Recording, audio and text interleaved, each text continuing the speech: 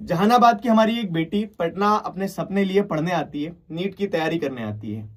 6 तारीख को वो अपने कमरे में बेहोश पाई जाती है हॉस्टल के।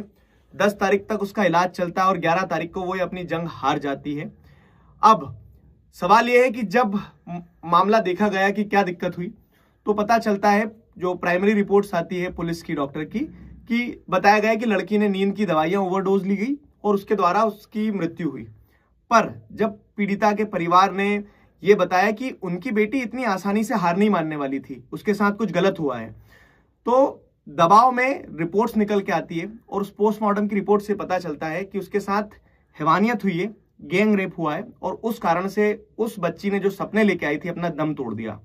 अब सवाल यह है कि जब दबाव बना, जब आवाज उठी, तब हमें लूपहोल समझ में आया कि सिस्टम के जो कि पुलिस के द्वारा, जो कि डॉक्टर्स के द्वारा जो लापरवाही बरती गई, उससे सिर्फ एक बेटी का सपना नहीं खत्म हुआ या फिर एक बेटी की जान नहीं गई है, ये मानवता के प्रति एक हैवानियत दर्शाती है।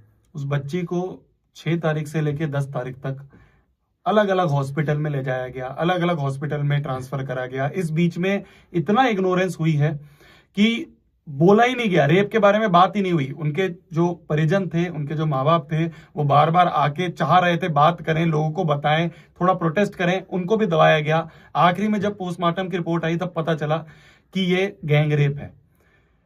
पहली बात हम ये करते हैं कि लड़कियों को वुमेन एम्पावरमेंट की बात करते हैं हम देश में, कि वुमेन एम्पावरमेंट होना चाहिए, लड़कियों को घर से बाहर निकलना चाहिए, घर के चूल्हे इन सब चीजों में नहीं लगना चाहिए, आगे बढ़ के काम करना चाहिए। चाहे एग्जाम्स की बात आए तो बड़े एग्जाम्स की तैयारी करनी चाहिए, बड़ी जॉब की तैयारी करनी चाहिए। कैसे कर लेगी तैयारी लड़की? कैसे कर लेगी तैयारी लड़की जब उसको पता चलेगा कि उसकी एक और बहन जो है उसके साथ ऐसा ऐसा हो रहा है?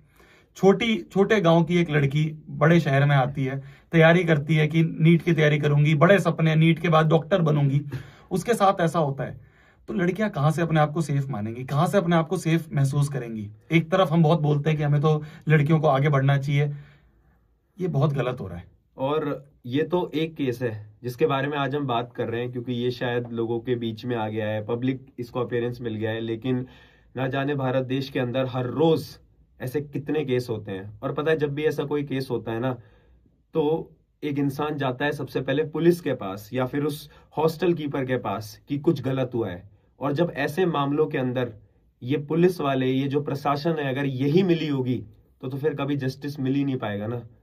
और ये सिर्फ एक केस नहीं है इग्नोरेंस का, ये उस स्थिति को दर्शाता है कि कैसे कोई और माँ बाप किस उम्मीद में आगे किसी लड़की को बाहर पढ़ने पहुंचाएंगे। ये सपनों के पर कतरने वाली स्थिति है और हम एक शिक्षक के तौर पे नहीं, एक जिम्मेदार नागरिक के तौर पर ये आवाज उठाते हैं कि ये स्थिति में जितनी भी लापरवाही बरतती है उसमें सुधार होने की जरूरत है। क्यों? क्योंकि ये देश की बेटियों का सवाल है।